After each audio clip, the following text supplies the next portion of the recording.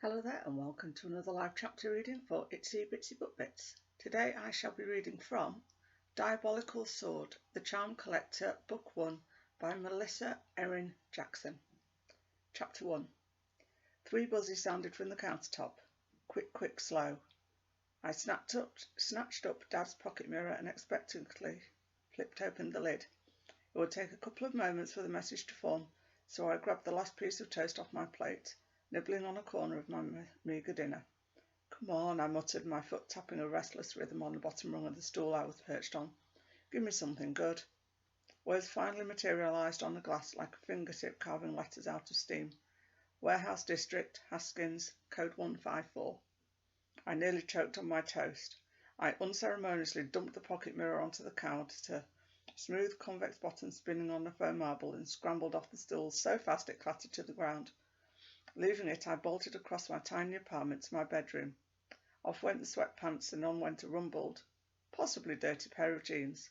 I swapped my pyjama top for a popular-looking t-shirt unearthed from under the bed. I pulled it on as I ran back into the dining room, searching for my boots. Yanking them on, I left them untied. No time for that. A bulky, mostly empty backpack lay discarded by the door, and I scooped that up, checking the front pockets to make sure I had my essentials, namely a couple of handheld lights, my wallet and lockpicks. Strapping it on, I darted out of my apartment, only to double back for the pocket mirror. I stuffed the remaining toast wedge in my mouth and slipped out into the hallway. I pulled my necklace free from where it rested under my shirt and squeezed the small talisman at the end between finger and thumb. The inch-long metal pendant was flat on the back with an upraised top, like an egg cut in half. With my other hand, I pressed my thumb to the matching design on the metal, where a lock would be on a mundane door. The talisman between my fingers and the mark under my thumb grew warm simultaneously, and the mechanism inside the door clicked. With the door locked, I stuffed my talisman back under my shirt and made sure Dad's mirror was tucked snugly into the pocket of my jeans. Then I was off. I ran down the dimly lit hallway before slamming the push bar on the door to the outside staircase that hooked the side of the 10-story complex.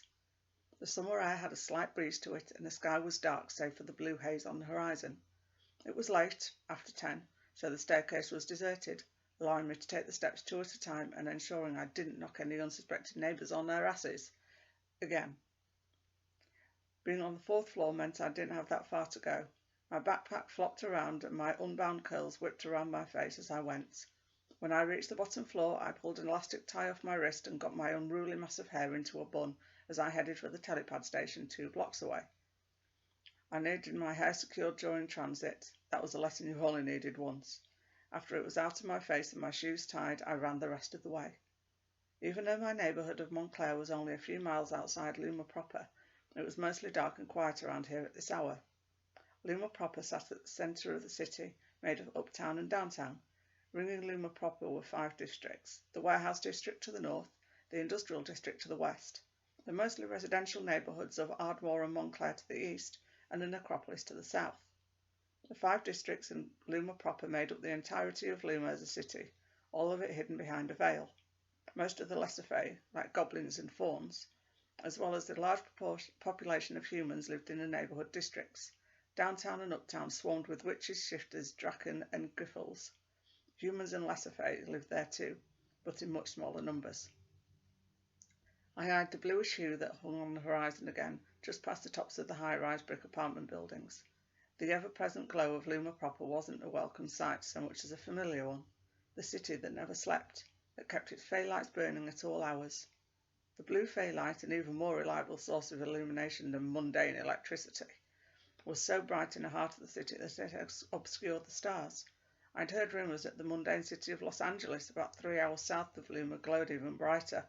I could neither confirm nor deny that. I'd never travelled outside the city, never travelled outside of California.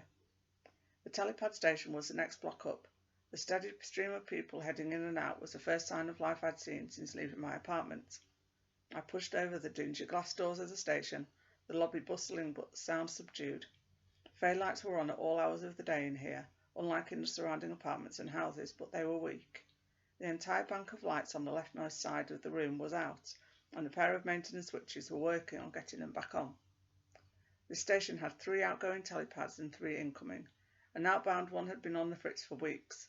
The station needed functioning telepads more than functioning lights, but the higher-ups paid the highly skilled maintenance witches and sorcerers handsomely if they lived in Luma proper, so they'd be more readily available. Folks like me, stuck on the edges of the city where things were slightly more affordable, got the short end of the stick.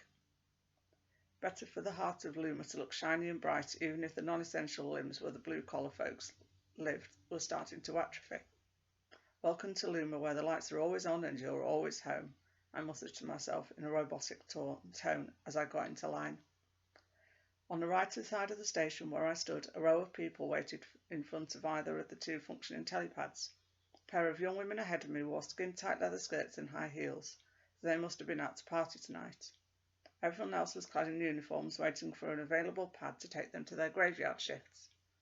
With a whoosh, the 8-foot-tall middle inbound cylinder suddenly held a weary worker, probably from a Luma restaurant, bar, casino or club. He stood on a telepad's glowing blue base. I slipped an arm out of one of the backpack straps and swung the bag around to my front. Rooting around in a side pocket, I found my wallet and pulled out my telepad card. The white plastic edges were rough from so much use. After getting my pack back on and giving the straps a couple of tightening tugs, I tapped the card idly on my open palm, hoping I had enough money on it to get me to the warehouse district. There was plenty of money in my account, just not in my legal name. I didn't want to grant the collective the ability to track my movements, thank you very much. If the telepad card had been tapped dry, I'd need either the fake ID and bank card with my false name on it, or cash, none of which were in my wallet. Next, the woman beside the telepad droned, waving me forward without looking at me. All her attention was on a tablet she held in her hand. Name? Deanna Kyle, I said instead of my actual name, Harlow Fletcher. Where are you going? Warehouse district. The woman looked up from her tablet to give me an appraising head-to-toe scan. Her nose twitched a fraction, then she tapped at her tablet. Go ahead. I approached the scanner, sent up a silent prayer and swiped the card. I held my breath. A long moment later, I exhaled in a relieved rush when the light on the side of the blocks flipped to green. Have a nice trip, the woman said flatly. I stepped into the cylinder, the air inside near freezing. There were outlines on the floor in the shape of feet, but each was twice the size of a normal human foot, just in case a Draken in the area needed to use the telepad. Very few Draken ever use the telepads in the 5 smaller neighbourhoods that ring Luma proper, as the cylinders were usually only 7 to 8 feet tall, their average height. The cylinders in Luma proper were closer to 15 feet. My best friend Kaida hated the telepads out here. They made her claustrophobic.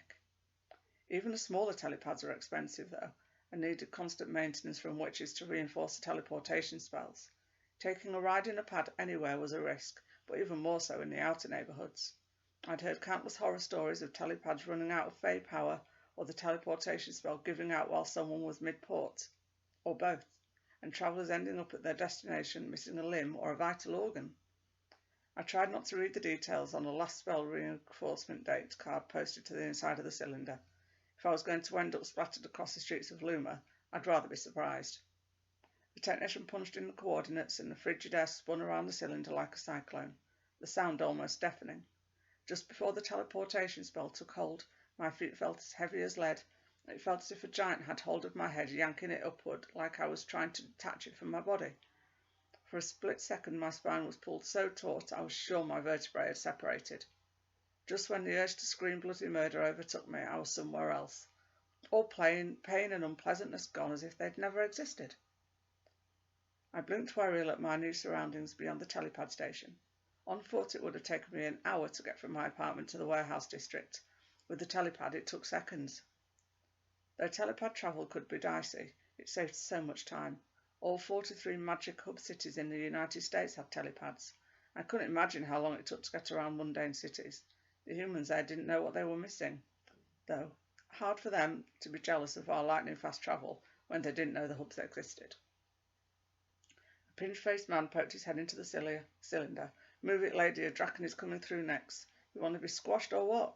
I scurried out of the pad. The station here was 3 times the size of the one by my apartment, 9 ports in and 9 out. The place reminded me of a massive airplane hangar, polished cement floor, impossibly high ceiling, and metal siding. Half of the ports here were as wide as they were tall, if not more, allowing large equipment like trucks and forklifts to be transported between locations in the blink of an eye. The sheer expanse of the place was intimidating, and as I headed for the imposing bay doors ahead of me, a little voice in the back of my head sounded suspiciously like Cada's said, "Are you sure this is a good idea?" Good idea? Probably not, but the pay was good and the thrill of the chase was even better. "Get where you're headed quick, yeah?" the pinch-faced man called after me. "Some weird shit's been going on around here lately." I waved a hand in the air, acknowledging that I'd heard his warning, and steeling myself, I stepped out into the evening air of the warehouse district, hoping the only weird shit I'd find was the kind I'd come looking for. I hope you enjoyed watching this chapter reading and that you'll go check out the book. Thanks very much. Bye-bye.